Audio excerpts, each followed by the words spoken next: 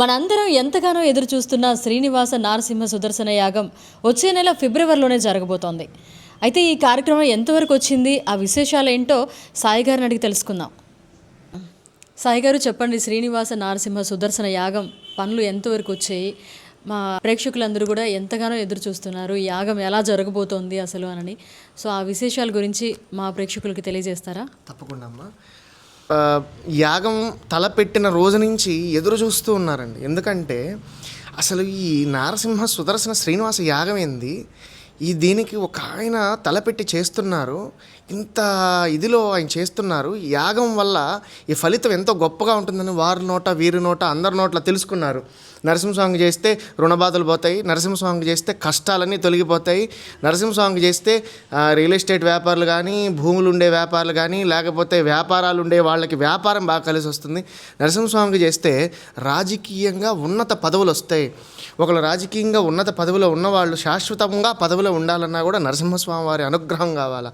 ఎందుకంటే రాజ్యాధికారాన్ని ఇచ్చేదా ఆయనే అనమాట. ప్రహ్లాదుడికి కూడా రాజ్యాధికారాన్ని అప్పచెప్పిన ఆయన నారసింహస్వామి.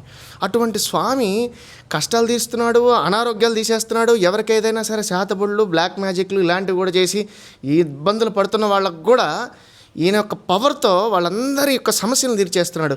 అలా సమస్యలు ఉండేవాళ్ళు ఎంతోమంది ఉండేసరికి అందరూ కూడా స్వామి ఎప్పుడు యాగం, ఆ యాగం ఎప్పుడు అని వందల ఫోన్లు రోజు ఎంతోమంది కొన్ని వేల కళ్ళతో ఎదురు చూస్తున్నారు మా నరసింహస్వామి యాగం కోసం.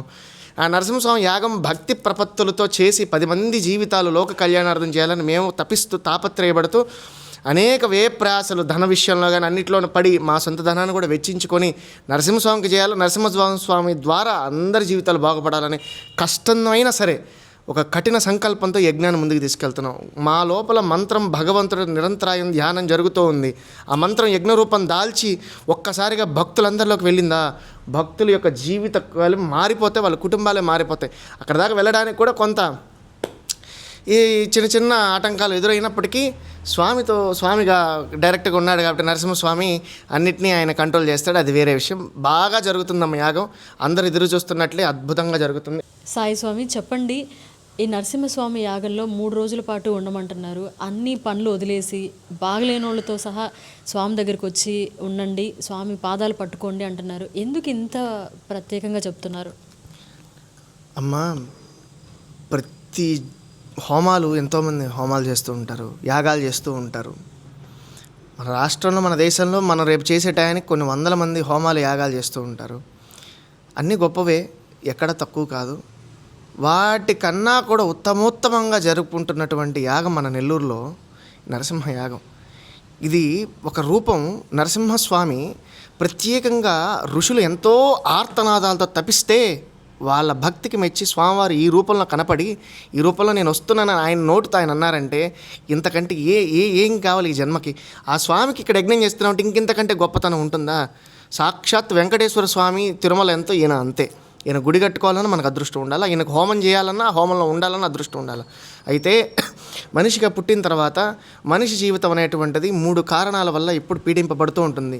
ఒకటి, మన తల్లిదండ్రులు చేసిన పితృకర్మలు, పితృదోషాలు అంటారు. 2, మనం చేసిన పాపకర్మలు, కర్మదోషాలు అంటారు. 3, మన గ్రహదోషాల వల్ల ఈ మనుషులు అనేటువంటి వాళ్ళు ఎప్పుడు ఇబ్బందులు ఇక్కాట్లే. మనం అనుకుంటుంటాం మేమేంటి ఉన్నతమైనటువంటి సీఎం. ఇప్పుడు మనం చెప్పుకోకూడదు, కొంచెం బాధాకరమైన విషయమే. ఈరోజు మహారాష్ట్ర డిప్యూటీ సీఎం గారు చనిపోయారు. నాకు చాలా బాధ వేసిందమ్మా. కానీ ఆ మరణానంతరం ఆ పదవి వచ్చిందా, ఆ డబ్బు వచ్చిందా, బెడ్ వచ్చాడా, ఎవరు వచ్చారు? దెబ్బకి స్వామి బూడిద చేసేసాడు. అక్కడికి కాలానికి తీరిపోతే ప్రతి ఒక్కళ్ళంతే విరవీగుతుంటారు. నాకు ఈ పదవి ఉంది, నాకు ఈ డబ్బు ఉంది, ఏముందిలే తర్వాత. ఈ పూటేనాయా, రేపనే రోజున నువ్వు ఎంత ఏడుస్తున్నావు చూడు, ఎంత ఇబ్బంది పడిపోతావు చూడు, ఎన్ని కష్టాలు పడిపోతున్నావు చూడు. ఏడ్చుకుంటే నేను రక్తం కూడా తింటూ బాధపడే వాళ్ళు ఎంతోమంది నేను చూశాను. ఇది శాశ్వతం కాదు, బిడ్డలు శాశ్వతం కాదు, ఆరోగ్యం శాశ్వతం కాదు, ఈ పదవులు శాశ్వతం కాదు, డబ్బు శాశ్వతం కాదు. ఏడిపించాలనుకుంటే భగవంతుడు కుళ్ళి ఏడిపిస్తాడు. మనం చేసే పాపకర్మలు అన్నీ చేస్తున్నాం మనం. కానీ ఇంత దాంట్లో కూడా మనము మన కుటుంబం సేవ్ అయిపోయి, అంటే మనం ఆ యొక్క పాపకర్మల నుంచి విముక్తులం అయిపోయి కనీసం మనశ్శాంతిగా ప్రశాంతంగా హాయిగా భగవంతుడు పాద సేవలో ఉండాలి అని అంటే జీవితంలో ఎటువంటి అనారోగ్య సమస్య, ఆర్థిక సమస్య, రాజకీయంగా పదవ సమస్య, శత్రు బాధలు, ఈతి బాధలు, గండాలు, ప్రమాదాలు ఇటువంటి అన్ని సమస్యలు తొలగిపోయి ఎప్పుడు కూడా ఒక మనసు ప్రశాంతతతో రమిస్తూ ఉంటుందో, ఎప్పుడు చూసినా ఆనందంగా ఉంటామో, అది ఎన్ని కోట్లు ఇస్తే వస్తుందమ్మా, ఎప్పటికీ రాదు. అంతటి ఆనందాన్ని నరసింహస్వామి ఒక సెకండ్లో ఇచ్చేస్తాడు. ఆయన అభయహస్తం చూసారా, ఆయన అలా ఇచ్చేస్తాడనమాట.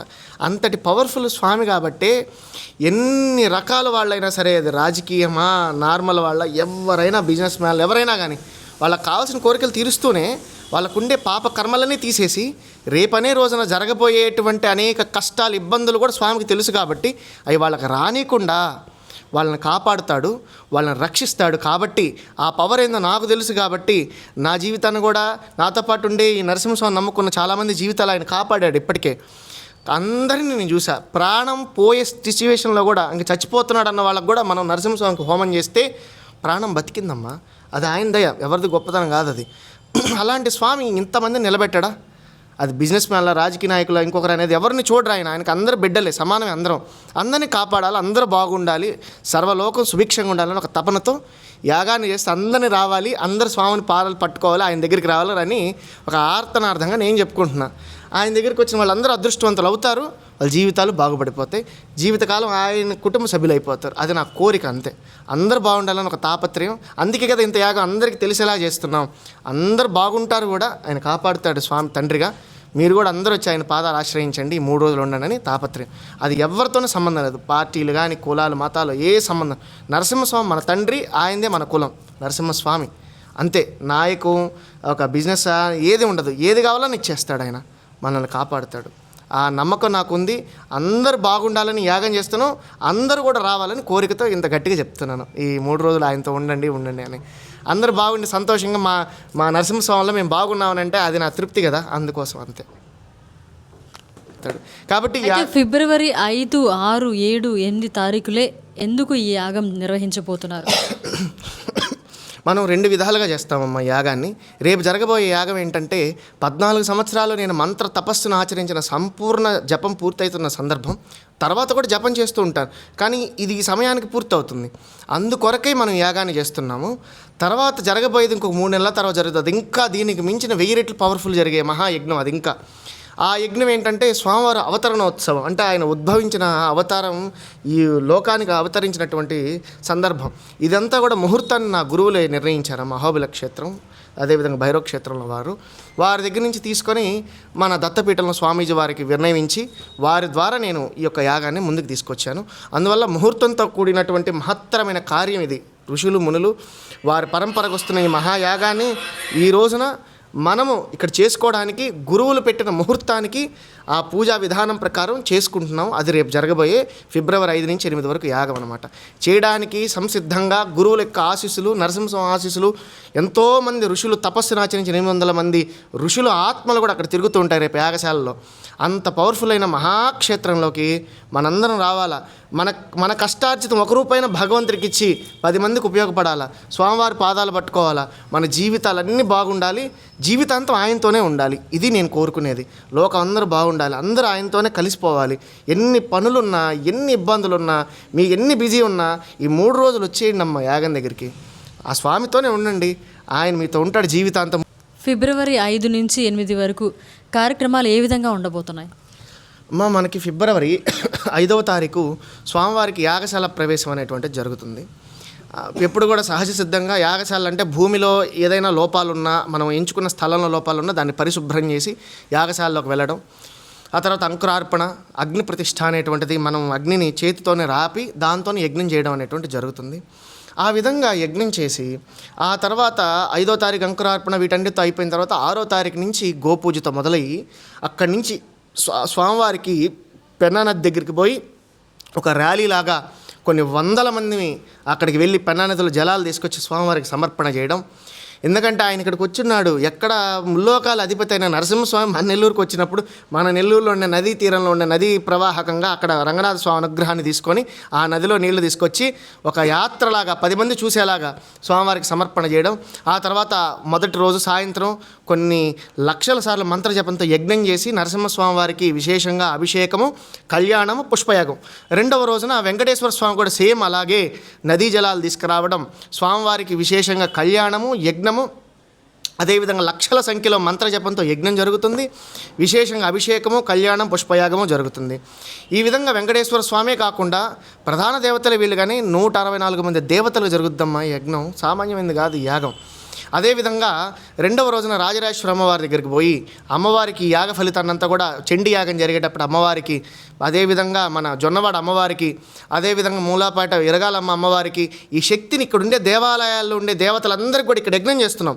ఈ పవర్ అంతా వాళ్ళకి అందజేస్తే వెళ్ళిన భక్తులందరినీ వాళ్ళు కటాక్షిస్తారు, ఇంకా తేజోవంతంగా ఉంటారు ఆ దేవతలు. అందుకని మేము అనుకున్నాం ఇది లోక కళ్యాణార్థం మన జిల్లా వాసులకు కూడా ఎంతో అద్భుతమైన అవకాశం. ఇక్కడ యాగం చేస్తున్నాం, ఈ పవర్ని తీసుకెళ్ళి అక్కడ ఉండే క్షేత్రాల్లో ఆ దేవతలకి సమర్పణ చేసి ఇంకా తేజోవంతం చేస్తున్నాం. అదేవిధంగా ఇక్కడ యజ్ఞం చేసి ఇక్కడ ఉండే జనాలందరూ కూడా వాళ్ళ జీవితాలన్నీ మారిపోయి వాళ్ళ జాతకాలే మారిపోయేలాగా స్వామివారికి యజ్ఞం చేస్తున్నాం. అసలు ఎంత గొప్ప యాగం అమ్మ ఇది. నా గురువులు నాకు అందించినందుకు నేను అదృష్టంగా భావిస్తున్నా. నాకు ఎంత కష్టమైనా నా సొంత ధనాన్ని వెచ్చించైనా సరే యజ్ఞాన్ని చేసి నరసింహస్వామి పాదాల చెంత అందరికీ మంచి కలిగి అందరినీ ఆయన పాదాల దగ్గరికి తీసుకురావడమే నా ధ్యేయం, నా లక్ష్యం. కనుక ముందుని నడిపించేవాడు స్వామి. ఇన్ని ఇబ్బందులను ఆయన నడిపిస్తాడు, యజ్ఞం పూర్తి చేస్తాడు, అందరినీ ఆయన దగ్గరికి తీసుకొని ఆయన బిడ్డల్లా కాపాడుతాడమ్మా. అంత గొప్పది యాగం. అందరు రావాలా దీనికి. పక్కన పెట్టి అందరు ఎన్ని పనులున్నా పక్కన పెట్టి అందరూ కూడా శ్రీనివాస నారసింహ సుదర్శన యాగంలో పాల్గొని స్వామివారి కృపా కటాక్షాలకు పాత్రులు కావాలని మనస్ఫూర్తిగా HN9 TV ద్వారా కోరుకుంటున్నాం. ఈ అవకాశం ఈ జన్మలో రాదని సాయి స్వామి గారు చెప్తున్నారు. సదా అవకాశాన్ని సద్వినియోగం చేసుకోవాలని మన HN9 TV ద్వారా కూడా కోరుకుంటున్నాం.